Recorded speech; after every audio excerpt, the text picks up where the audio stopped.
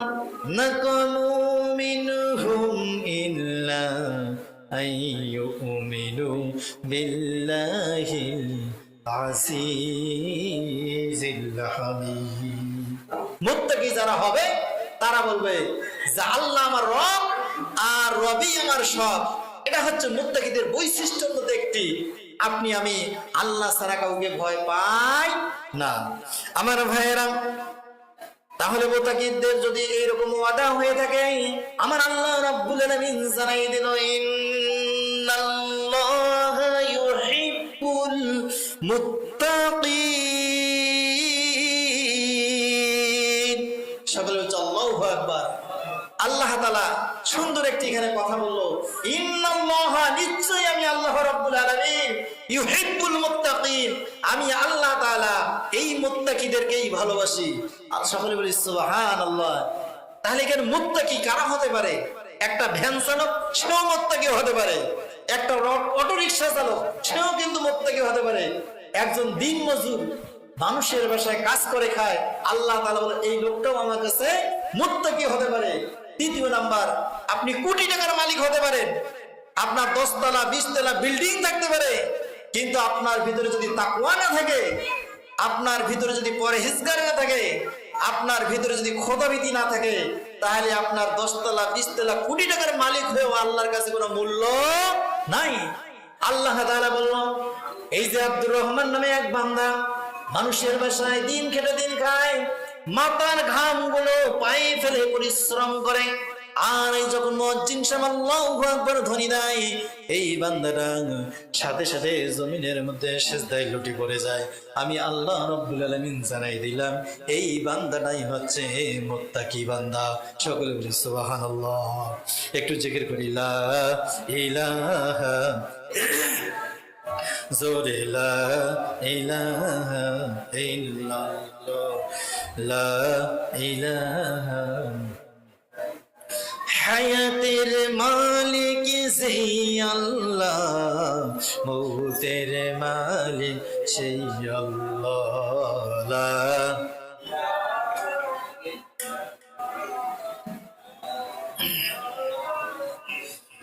সুবহানাল্লাহ আলহামদুলিল্লাহ, লা ইলাহা ইল্লাল্লাহ, জোরে লা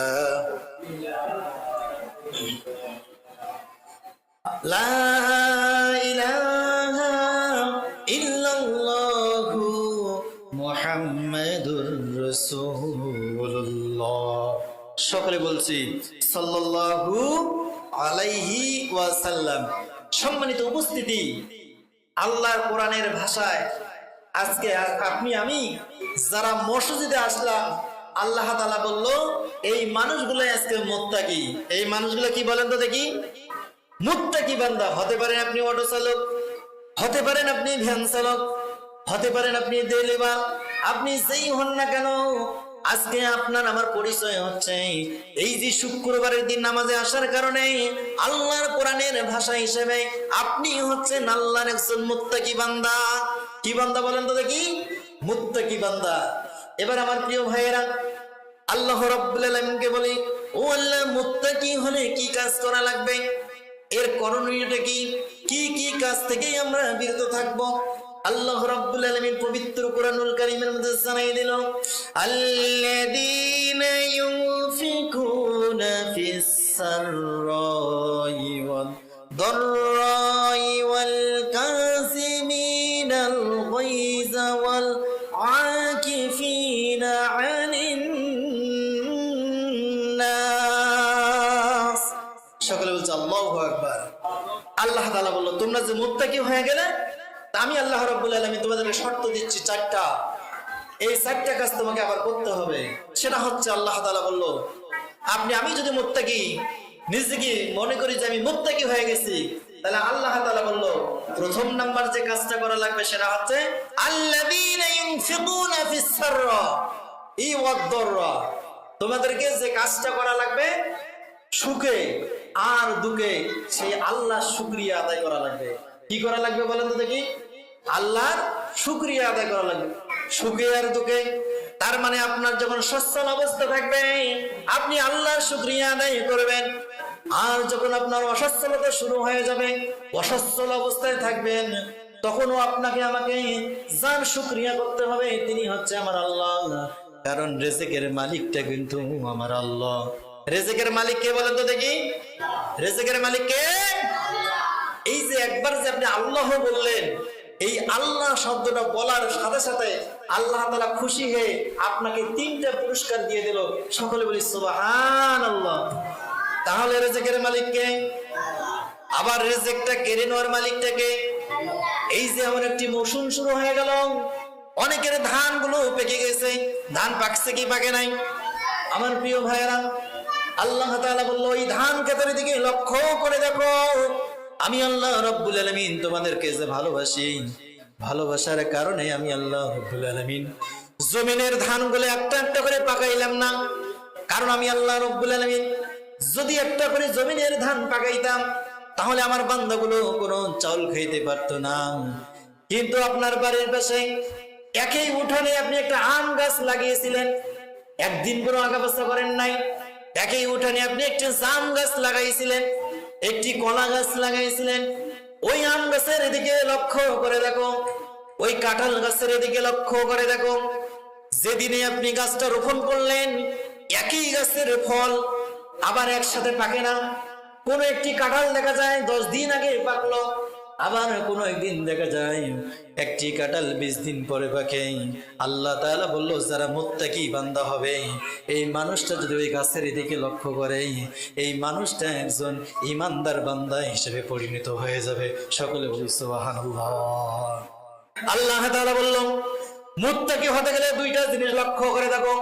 জমিনের ধানের দিকে লক্ষ্য করে দেখো, একই দিনে ওই ধানের গাছগুলো আপনি রোপণ করেছেন, একই গাছ আমি আল্লাহ রব্বুল আলামিন ওই ধান গাছকে হুকুম করেছি একদিনে সবগুলো পাকাও। আবার আমি আল্লাহ রব্বুল আলামিন ওই আমার গোলাম বান্দারা একটি কাঁঠাল গাছ রোপণ করলো, একই সাথে গাছের মুচড়িগুলো চলে আসলো। কিন্তু আমি আল্লাহ রব্বুল আলামিন কাঁঠাল গাছকে হুকুম করেছি কোনো কাঁঠাল একসাথে পাকতে পারবে না। এরকম কি হয় যে আপনার গাছে 50টা কাঁঠাল ধরছে, একদিকে সব কাঁঠাল পাকছে? আপনার গাছের মধ্যে 500 আম হয়েছে, এই 500 আম কি একবারে পাকছে? এরকম নজির আছে? দেখেন আল্লাহ তাআলা আপনাকে আমাকে কত ভালোবাসে। এরকম যদি গাছের মধ্যে যদি জমিনে ধান পাকাইতো কেউ খাইতে পারতেন? আল্লাহ তাআলা যে কত আপনাকে আমাকে ভালোবাসে আমার প্রিয় ভাইরা। আল্লাহ রাব্বুল আলামিন বলেন ফাবিআইয়ি আলাই রাব্বিকুমা তুকাযযিবান, তোমরা আমার কোন নিয়ামতটাকে অস্বীকার করতে পারবে না। আমার ভাইরা, তাহলে আল্লাহ রাব্বুল আলামিন বলল যদি মুত্তাকি হতে চাও 4টা কাজ তোমরা করতে হবে, 4টা কাজ তোমাকে করতে হবে। প্রথম নাম্বার কাজ হলো আল্লাযীনা ইনফিকুনা ফিস সাররা ওয়াদ দাররা, সুখে আর দুঃখে সেই আল্লাহ শুকরিয়া আদায় করতে হবে। তার মানে আপনি আমি যদি আল্লাহ শুকরিয়া আদায় করতে পারি তাহলে আল্লাহ রাব্বুল আলামিন খুশি হয়ে আপনার আমার জন্য তার নাজ নেয়ামতগুলো বৃদ্ধি করে দেবে। সকলে বলি সুবহানাল্লাহ। এই কথাটা আল্লাহ তাআলা পবিত্র কোরআনুল কারীমের মধ্যে জানাই দিল বিশ্ববাসীকে, লা ইন শাকারতুম লাযিদান্নাকুম ওয়া লা ইন কাফারতুম ইন্না আযাবি লাশাদীদ। সকলে বলছে আল্লাহু আকবার। আল্লাহ তাআলা বলল এই যে ফসলগুলো পাওয়ার পর আমার শুকরিয়া যে বান্দাগুলো আদায় করলো, আমি আল্লাহ রাব্বুল আলামিন এই মানুষগুলোর জন্য, এই গোলামগুলোর জন্য আমি আল্লাহ তাআলা আরো নাজ নিয়ামতগুলো বৃদ্ধি করে দেই, তার খেতে খামারের মধ্যে বরকত দিয়ে দেই। আমার প্রিয় ভাইরা, এইটা কেমনি আপনি আমি বুঝবো? আপনার পাশের একটি জমিনের মধ্যে দন করা 20 মণ ধান ফলেছে, আবার আপনার পাশের যে জমিটা আছে হিসাব করে দেখবেন সেই জমিনের ধান হয়েছে 15 মণ। 20 মণ দেওয়ার মালিকটাকে বলেন তো দেখি? 20 মণ দেওয়ার মালিকটা হচ্ছে আল্লাহ। আবার 30 মণ দেওয়ার মালিকটাকে বলেন তো দেখি? আল্লাহ। আল্লাহ তাআলা এখানে বলল লাইন শাকারতুম লাযিদান্নাকুম ওয়া লাইন কাফারতুম ইন্না আযাবি লাশাদীদ। যারা শুকরিয়া আদায় করে আমি আল্লাহ তাআলা তাদের নাজ নিয়ামত গুলো কি করি আরো বৃদ্ধি করে দেই। সকলে বলছি সুবহানাল্লাহ। এবার নাজ নিয়ামত কিভাবে আপনি বন্টন করবেন আমার ভাইয়েরা? এই যে ধান আসতেছে আপনার আমার ঘরের মধ্যে, আপনার ঘরের মধ্যে 20 মণ ধান হয়েছে। আপনি যদি বলেন আমি আল্লাহর রাস্তায় 5 কেজি ধান দিলাম মসজিদে, 10 কেজি ধান দিলাম আমি মসজিদে, তাহলে আল্লাহ রাব্বুল আলামিন ওই 20 মণকে 30 মণ করে দিতে পারে। তিনি হচ্ছে আমার আল্লাহ। পারে কি পারে না? আল্লাহ তাআলা দিনকে রাত করতে পারে, আবার রাতকে কি করতে পারে? দিন করার ক্ষমতাটা কার কাছে আছে বলেন তো দেখি? আল্লাহর কাছে আছে। কিন্তু আপনি আমি যখন আমাদের যখন ধান কাটামারি শেষ হয়ে যায়, ধান যখন আপনার আমার বাসায় চলে আসে, আমরা কিন্তু ভুলে যাই। আমরা কি করি বলেন তো দেখি? আমরা কিন্তু আল্লাহকে ভুলে যাই। শুধু চিন্তা ভাবনা থাকে ধান সিদ্ধ করব, 1 বছরের ধান সিদ্ধ করে আমরা চাল ঘরের মধ্যে লোড করব। কিন্তু আল্লাহ তাআলা যে বলল তুমি যদি মুত্তাকি হও, ওমিম্মা রাযাকনাহুম ইউনফিকুন, আমি আল্লাহ তাআলা তোমাদেরকে যে রিজিকটা দিলাম এই রিজিক থেকে কিছু আমার রাস্তায় ব্যয় করো। কিন্তু আমার যখন আপনার আমার কাটামারি শেষ, আল্লাহর উদ্দেশ্য শেষ। কথা বলেন ঠিক না? আবার যদি এই সময় প্রচন্ড বাতাস শুরু হয়ে যায়, বৃষ্টি বর্ষণ শুরু হয়ে যায়, আবার যদি আল্লাহ রাব্বুল আলামিন বৃষ্টির সাথে বোনাস হিসেবে যদি পাথর দেয়, তখন কিন্তু দেখবেন আল্লাহর নাম বলা মানে মানুষের কোনো অভাব থাকবে? অভাব থাকবে? আল্লাহ তাআলা এটাই বললো আল্লাযীনা ইউনফিকুনা ফিস সাররা ওয়াদ দাররা, সুখে হোক আর দুঃখে হোক আল্লাহ তাআলা শুকরিয়া আদায় করতে হবে। কি করা লাগবে বলেন তো দেখি? সুখে আর দুঃখে কি করা লাগবে? আপনাকে আমাকে আল্লাহ শুকরিয়া আদায় করতে হবে। আর আপনি যদি শুকরিয়া আদায় করেন তাহলে আল্লাহ তাআলা বলল আমি আল্লাহ রাব্বুল আলামিন তোমাদের জন্য পর্যাপ্ত পরিমাণ রিজিকের ব্যবস্থা করে দেব। সকলে বলছে সুবহানাল্লাহ। এবার আল্লাহকে বলি আল্লাহ যদি শুকরিয়া আদায় না করে তাহলে কি হয়ে যাবে? আল্লাহ